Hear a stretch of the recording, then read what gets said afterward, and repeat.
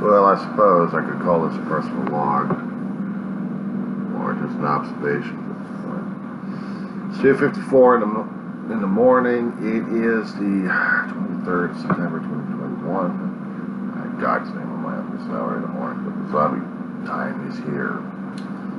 The zombie from Roseland, California, the fever. How you doing this morning? No, for over a week I've been noticing more and more news stories. Hasn't been capturing the major stuff yet, except on some side notes. One's covering about the politics. But out in the Canary Islands, there is, might as well get my favorite song. It's here about the House of New Orleans. They call it the Rising Sun. But anything about that one? That particular tune comes to mind every time I keep thinking about this one island called La Palma out in the Canary Islands, upchucking a lot of magma from the deep earth.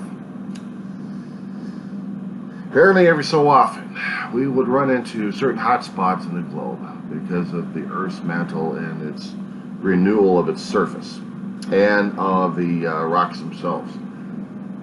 As scientists have been trying to date using various instruments, they've been noticing the Earth is older than what they know of, older than the written works of man.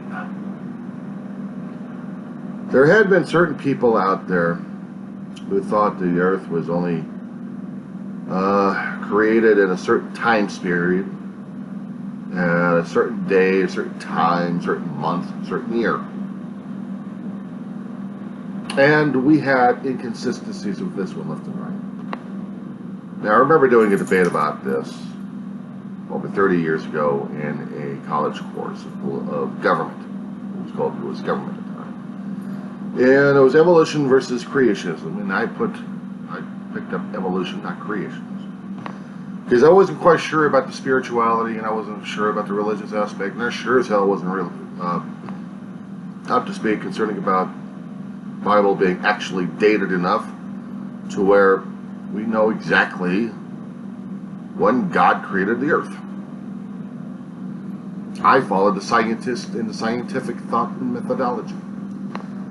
If the earth was actually created in 6 days, where do we have all these damn various creatures, and how come they were not dated radiologically to find out, or even carbon dated, by the way, if they were the same age as human bones? Now, how does this relate to geology? It does.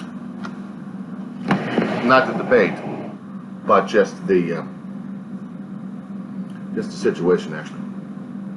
Geology, as I said before, is the study of Earth. It's a constant renewal of the Earth. With an active core, it's generating a lot of tremendous heat that melts rock, forces the melted rock upwards in plumes, and resurfaces left and right. Think of it as a constant repaving of its surface.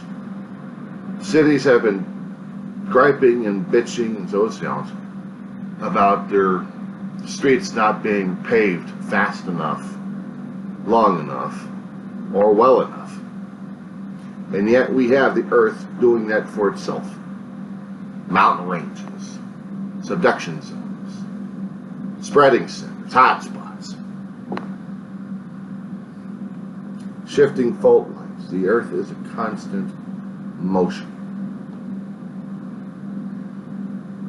One of those hot spots is spewing off as much tonnage, it seems, in my estimation, like Kilauea has. A couple of years back, Kilauea was popping off its cork, spewing off all over Hawaii in certain areas. I was watching it when it was happening on social media and watching it on television, mostly on social media, just to see what the hell was going on, and seeing this at different camera angles, what they're doing in Canary Islands, I'm like, damn. I know a lot of geologists are going, lava sample. Gimme, gimme, gimme, gimme, gimme, gimme, gimme, gimme, gimme. Reaching towards the damn computer screens like that. I want.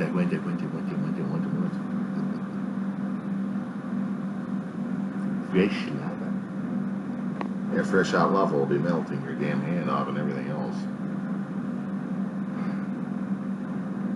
Lava is at an extreme high temperature where it's actually fluid running. Now, you may not notice it when the volcano blows its top off, or when you start getting a cinder cone built up, that all the crusty hard stuff is on top, and it's being pushed aside by the force underneath. And sometimes the analogies I would have to use is pretty gross and rotten, because I would look at it as a biological organism trying to get rid of its waste. I hate to use that terminology right there, but it's the thing I look at. Especially when you... Yeah, well, let's just stop it right there, okay? So, highly basaltic, certain rocks that would have a low melting point would move very slowly. And that's the crust of everything. You'll see it in the Kilauea videos that they were showing. And I've also seen it on this for Canary Islands. That the slow moving stuff is basically the caps being moved off, so the fresh stuff can come up underneath it, push the old stuff aside, and then there comes the constant stream. Now, you probably thought of the term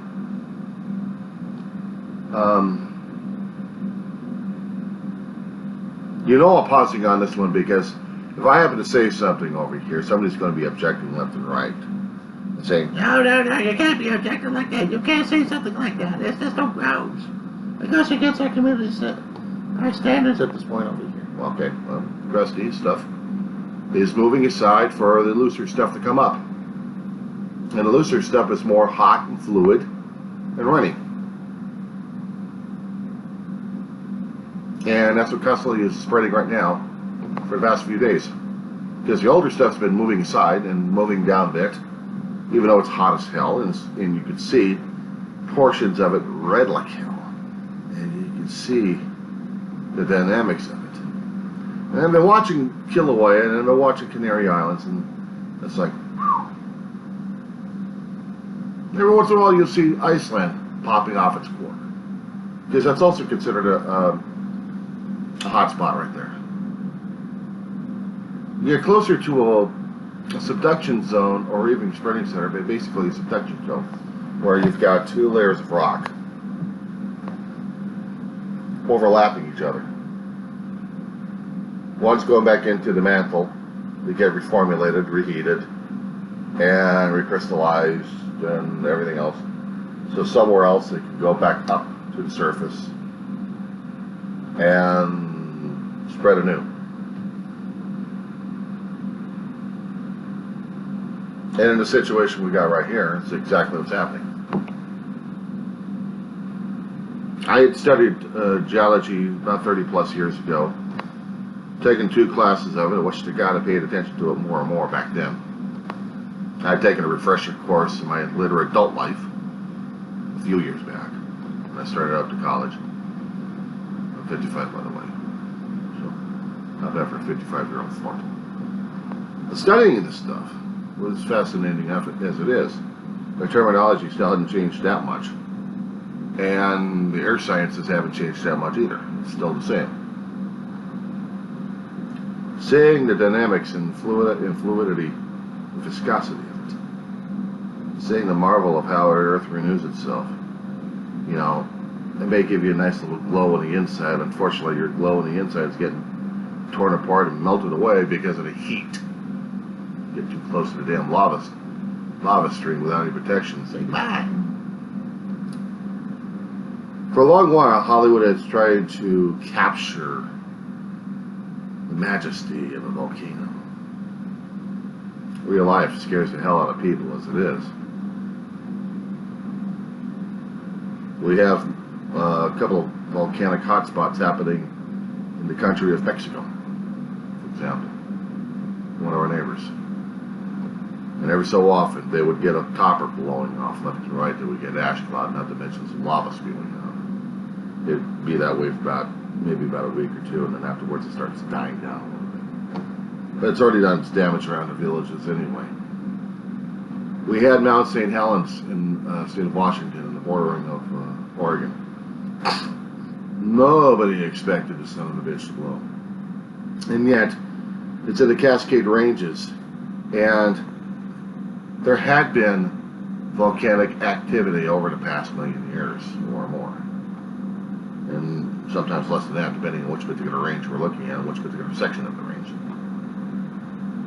So nobody quite expected that Mount St. Helens would blow in 1980, except they had multiple earthquakes happening in the area, which meant movement of the magma into the chamber ready to be blasted out.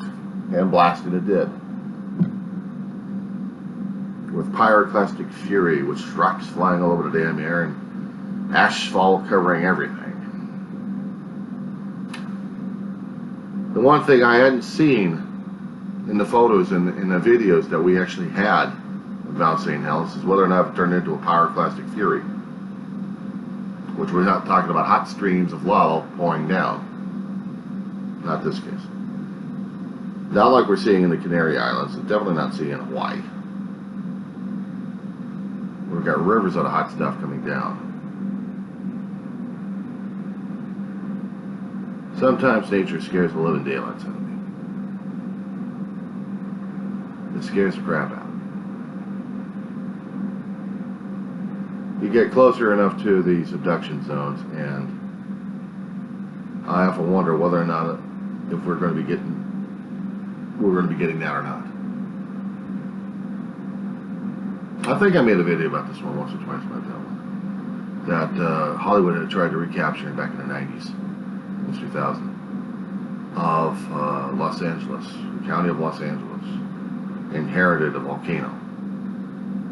Beverly Hills actually did. Beverly Hills disappeared. Beverly Hills got mutated into a volcano. Not so much for Beverly Hills. Could have been down out here in the Antelope Valley. That's scary enough right there as it is. But it would be scarier if we actually had a lot of civilization near it. And people didn't take the warning fast enough.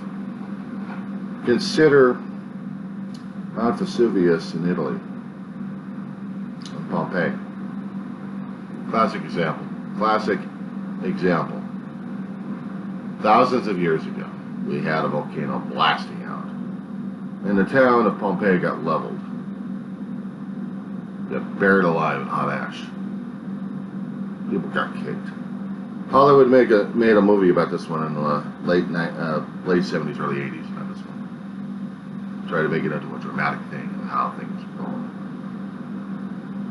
Back then, special effects were limited, but cheesy for our standards today. But they probably got it right anyway, as much as they could. People dealt with everyday situations. They felt the earthquakes, and they felt the gods were after them, or were pissed off or something like that. Nobody understood, and nobody actually had the knowledge concerning about Earth. There was nothing about Earth science during that time. They thought about gods after their ass. They really didn't think that if there was one particular god they should have been worrying about was Pele. Pele was supposed to be for Hawaiian Islands. I kept thinking Pele was the entire Earth at this point over here. Or maybe Gaia was certainly pissed off at us. I think Gaia's still pissed at us. Why not? We're doing a lot of screwed up things right now to merit that kind of ire. So looking at the volcanism that we've got going on in the Canary Islands, not to mention we had the Iceland eruptions every so often. I mean, they're both in areas where there's a lot of magma being melted rock coming up from the earth to be blasted out and smoothed out. And the funny thing about volcanism is what kind of minerals that are being put back onto the earth to regenerate it in about 1,000 or 2 years when you see new plant life.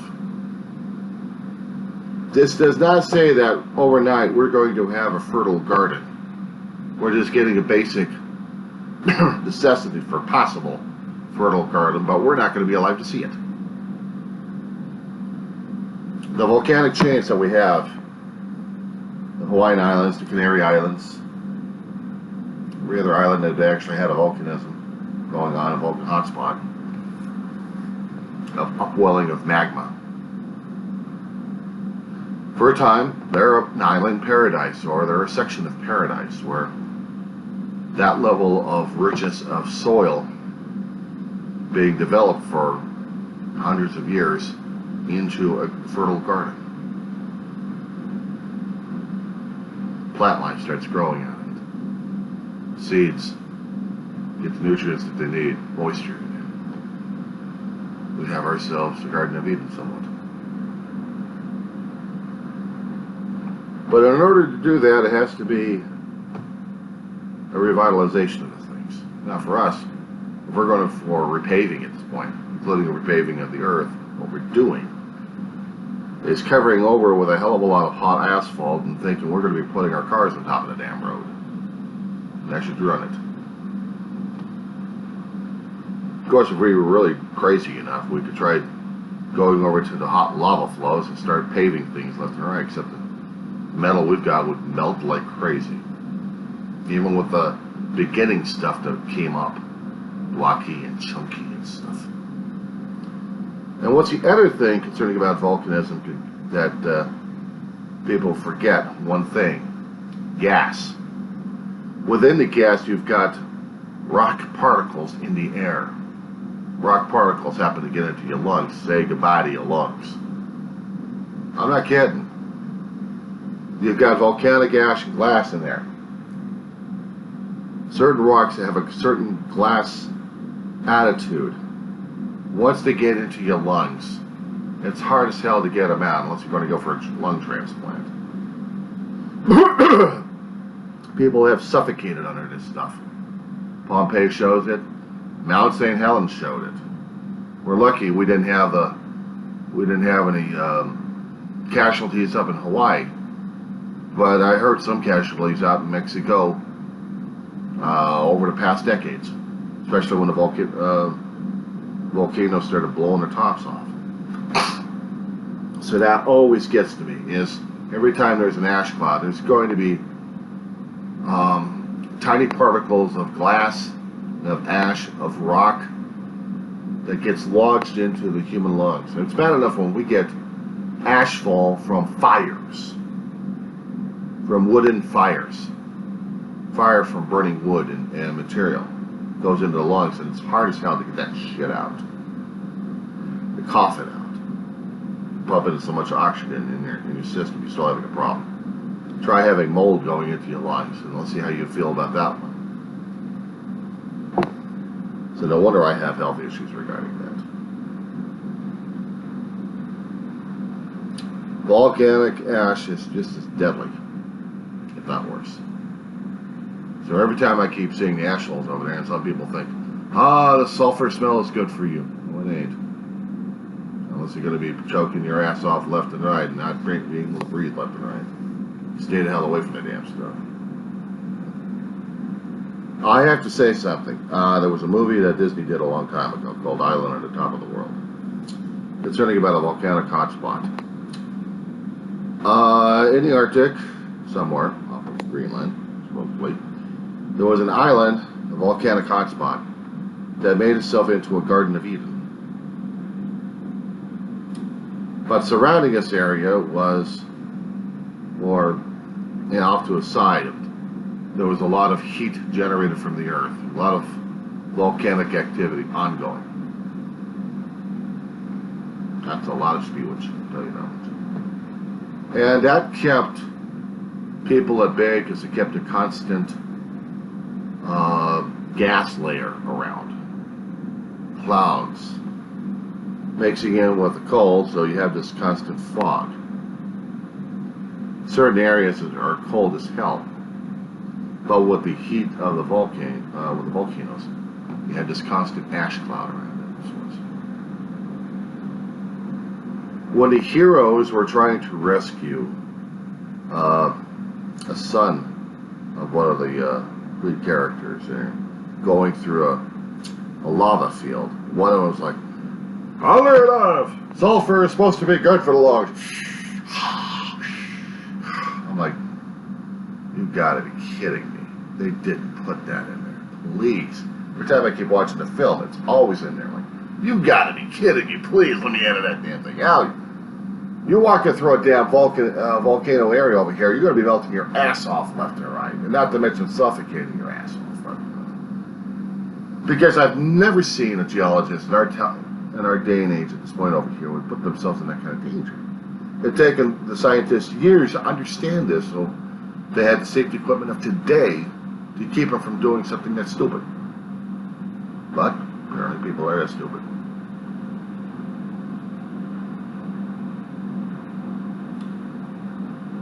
It makes me wonder, and it makes me on alert of how my particular neighborhood here of the Antelope Valley would be subject to that kind of situation. Now, my area has two fault lines. It has a Gorlick fault line, not garlic, Gorlock, or Gorlick, something like those.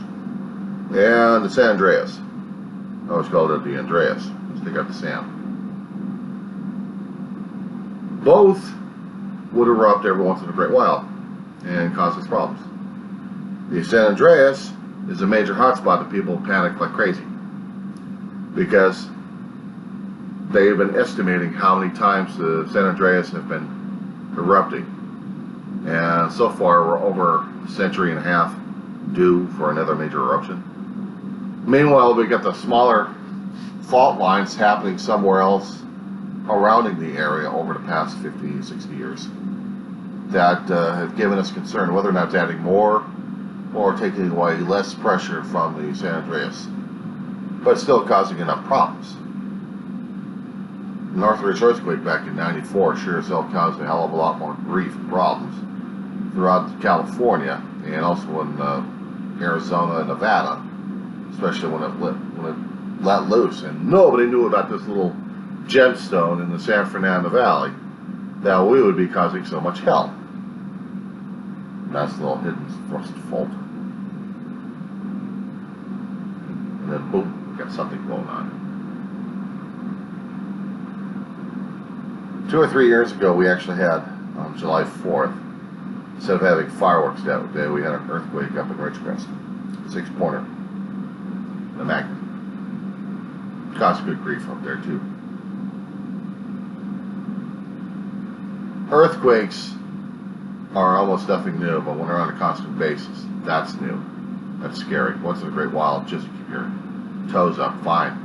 Keep a generation spooked, fine. But if it's going to be on a constant basis, that's what scares the hell out of scientists, and not to mention those long-term residents out here that have lived through this kind of stuff in the first place, who've been born in the state and have experienced all those nice, juicy, earth-shattering situations. I see the volcanism happening these days.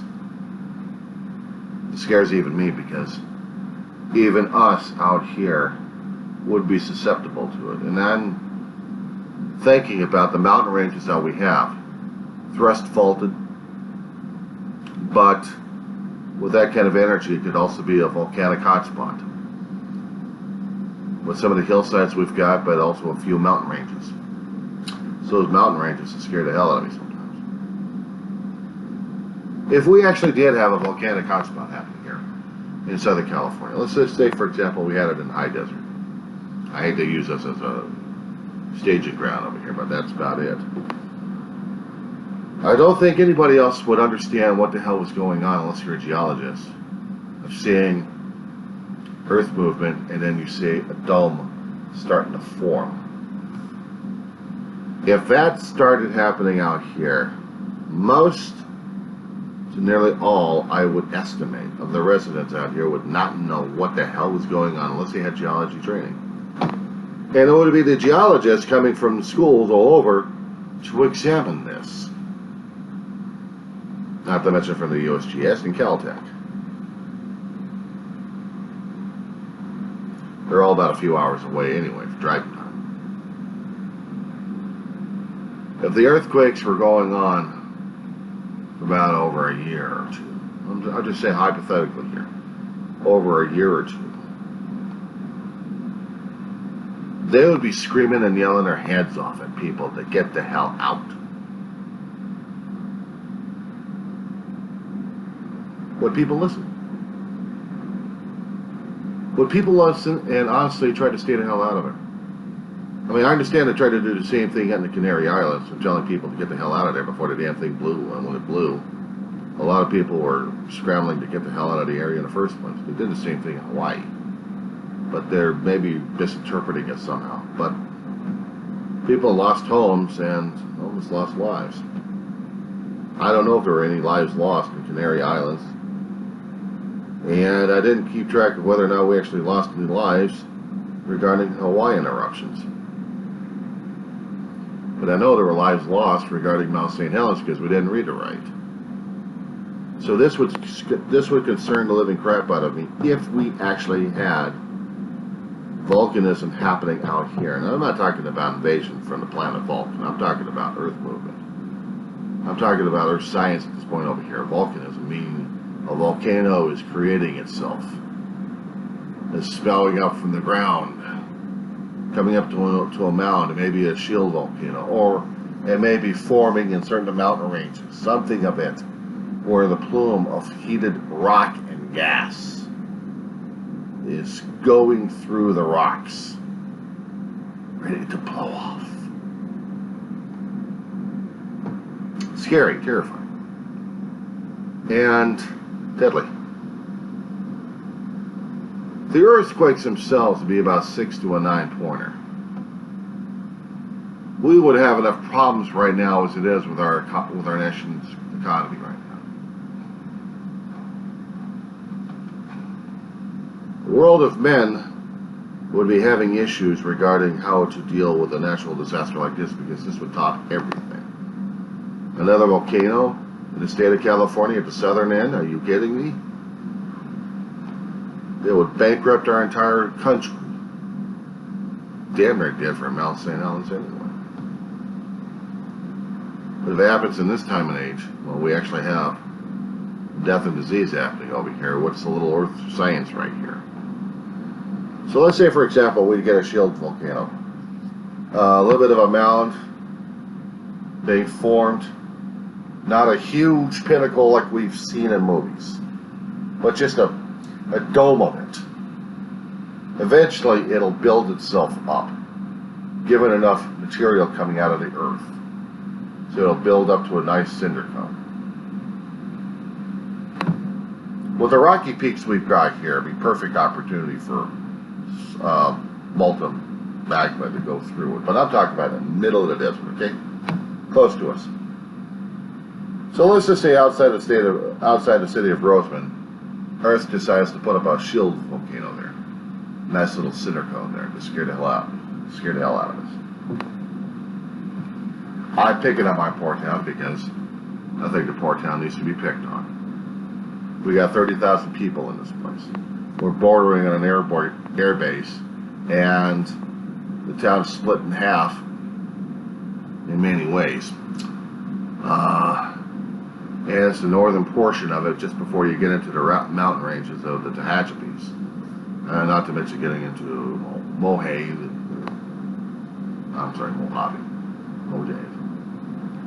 Ridgecrest area. You got Cal City. You got Boron out there. You've got a few other towns that are bordering it. You got several towns on the east side bordering between Kern County and San Bernardino, as I call it, San Bernardino. But even in areas like that, would be sparse enough, but congested enough in certain areas in the Apple Valley region. You got one section.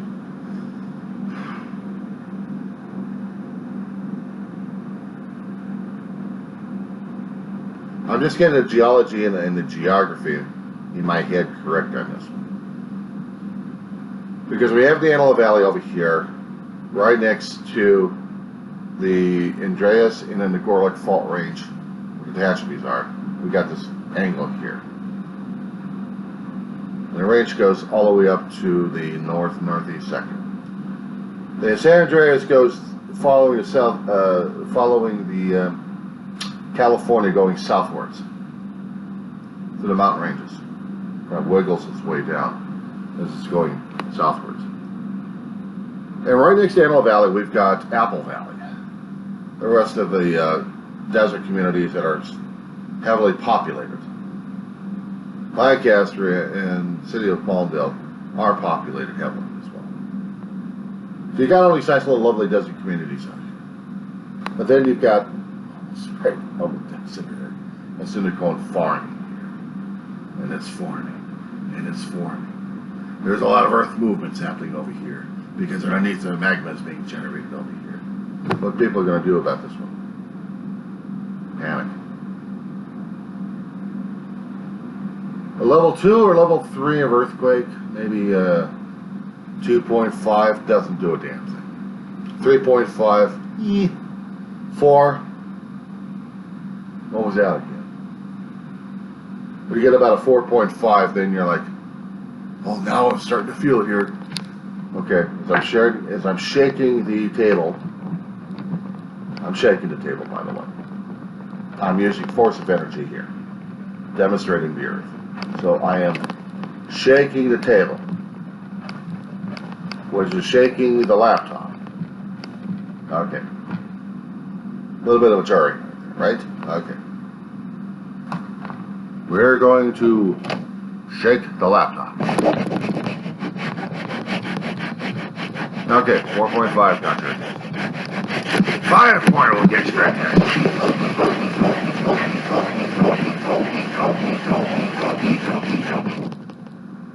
Okay. Now, what do we do? For sex!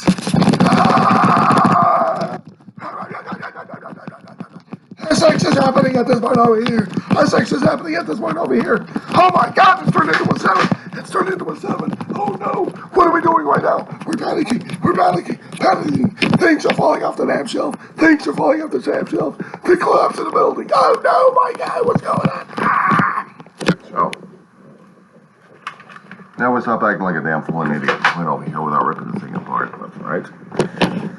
Back to the cooling table and make sure that the laptop is safely secured.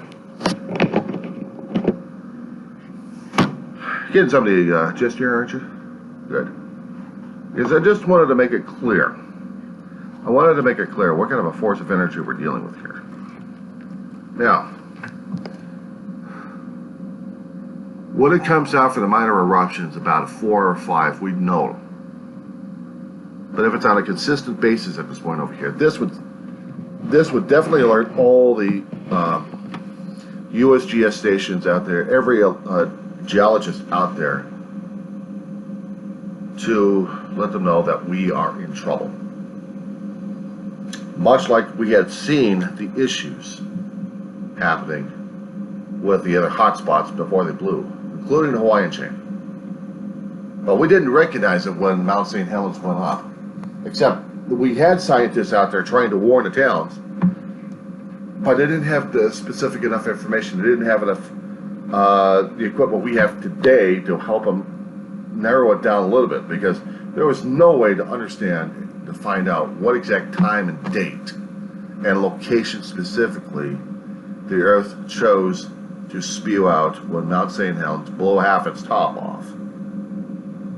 We didn't have that information in 1980. But we tried to get all of the visual that we could salvaged before people died in the process. But even with that still photography that we had, they gave us something to work with. And it happened lightning fast. It happened lightning fast.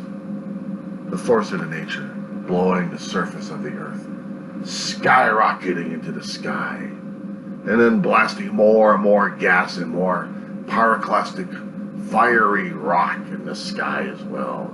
Not to mention shards of volcanic glass. It's no wonder people actually had more death going on with the damn gas than anything else. It wasn't a lava flow that was going to kill them if they were close to it. But the lava flow was melting was being melted into the ice pack in the dirt that we had. So there was mud flows constantly all over the place. And that was burying people left and right. And homes and businesses left and right. Small towns got buried alive. So yeah, watching this and watching the Canary Islands at work, not to mention seeing how Hawaii goes on. I mean, this is a geologist's time of the season at this point, this particular century. We're seeing more and more volcanic eruptions than anything else these days. Which kind of makes one wonder whether or not we actually are going to be living in the end of days, or we're just living through another volcanic cycle here. But it was something I wanted to share and get off my chest, because I look outside and I see how peaceful things are.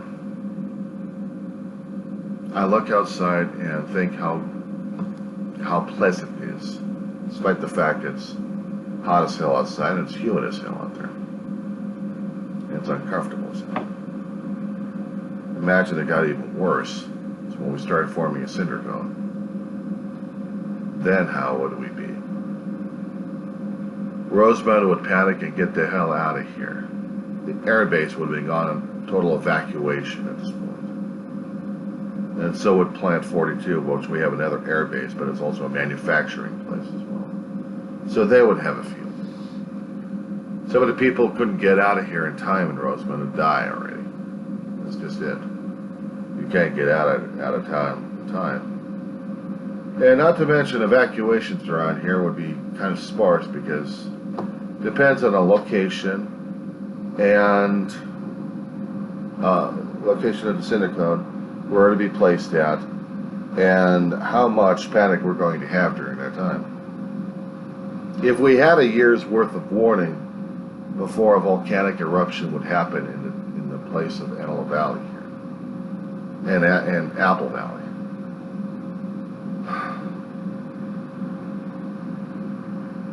we would have a hell of a lot more maniac and chaos here. Hawaii had less residents. The island of Hawaii has less residents, population, I think, next to the Antelope Valley. We must have got about 2 or 3 million out here. They didn't have that much around along the coastline anyway, maybe a few thousand if they're lucky. But we've got approximately 1 to 2, maybe 3 million out here, living in the desert. And that scares me. It's not the population, it's the panic that happens afterwards.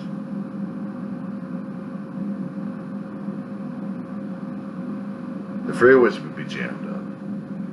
The mountain passes would be having a field day over the situation. Now, if we had actually had a constant stream of 4 or 5 on the magnitude, on a constant basis before eruption, I'm talking maybe a few weeks, it wouldn't freak them out as much as if they actually knew what day and time the damn thing would happen. And still, we would have panic over here because you had the latecomers waking up to the fact of it.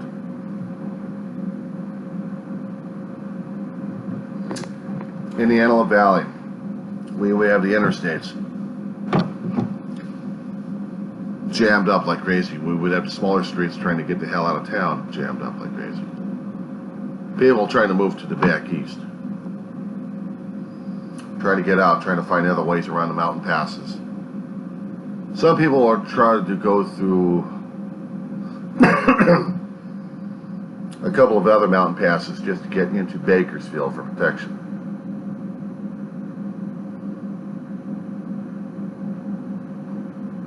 Southern California would have an issue.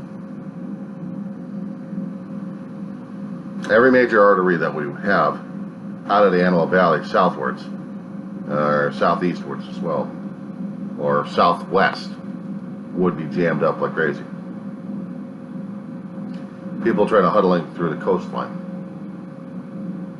We wouldn't have a tsunami problem because the energy that's being generated in the earth would be creating the shock waves that will be bouncing out into the water. It wouldn't surprise me is if we actually had a volcano here and see what the hell would go on panic-wise. Too much of it. With that, I think I'll skip Geology Part 2 until next time on this one.